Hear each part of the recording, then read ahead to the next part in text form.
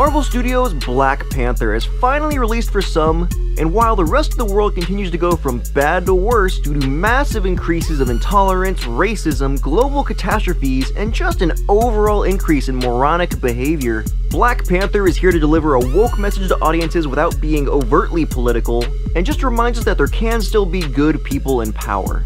You know, after this term.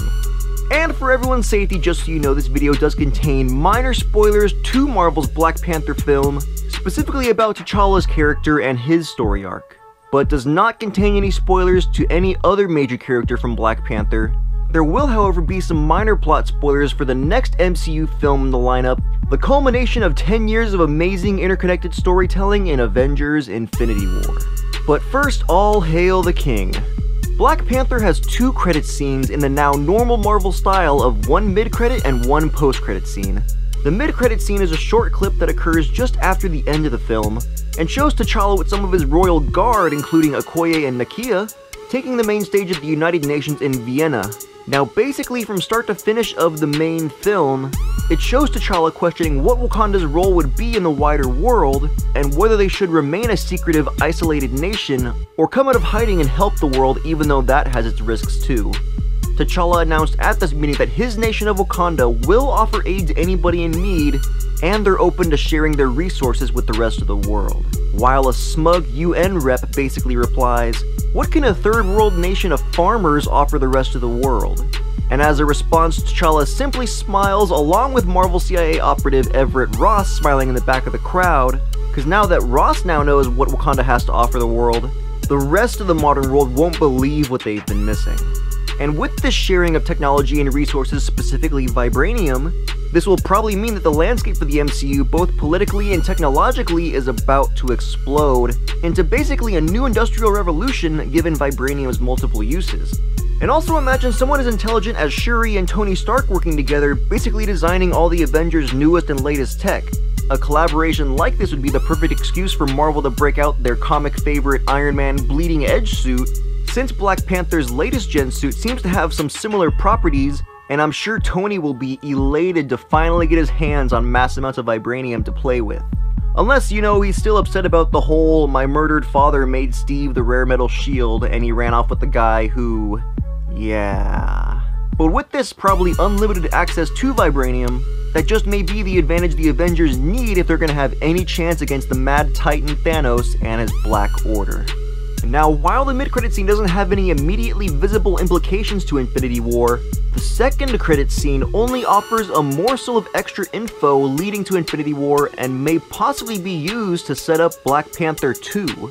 So first I'll set the scene before I break it down.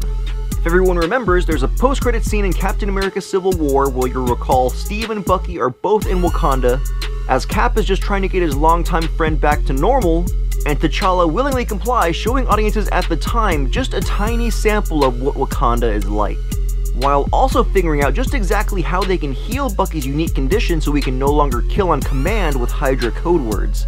So the official post-credit scene opens in a Wakanda village as a group of Wakandan kids disturb a mysterious figure in a hut.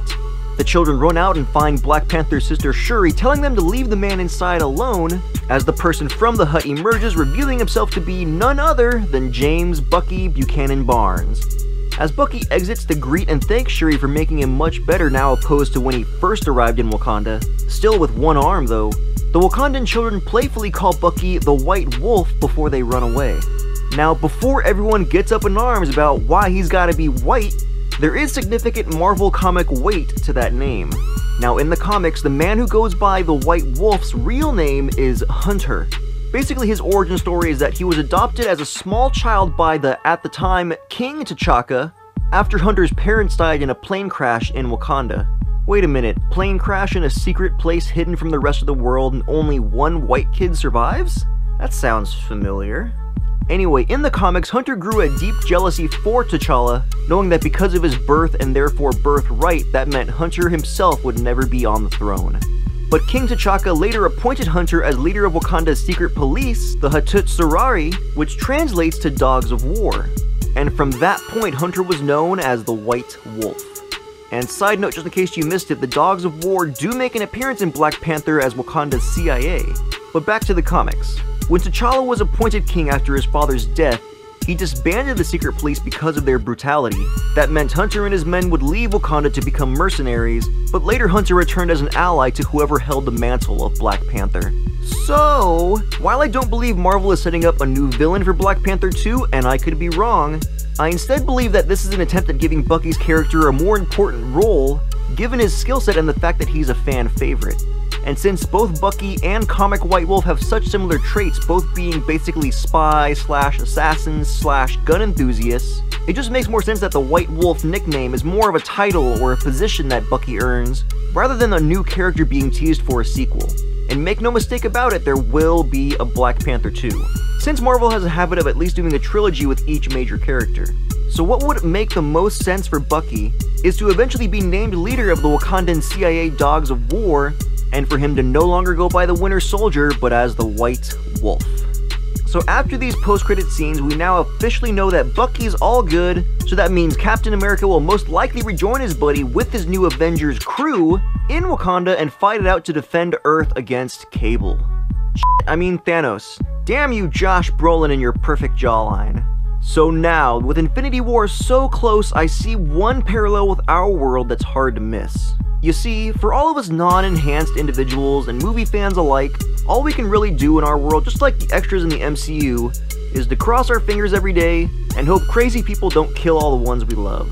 And that's everything I have for the post-credits scene of Marvel's Black Panther Explained. Be sure to like, comment, and subscribe below and tell me your thoughts on these scenes. Also be sure to comment your favorite Black Panther moment, and if you have any big predictions for Infinity War. And don't forget, as always, this is 5 Fingers Explains Everything with the Fingabang Show. All hail the king.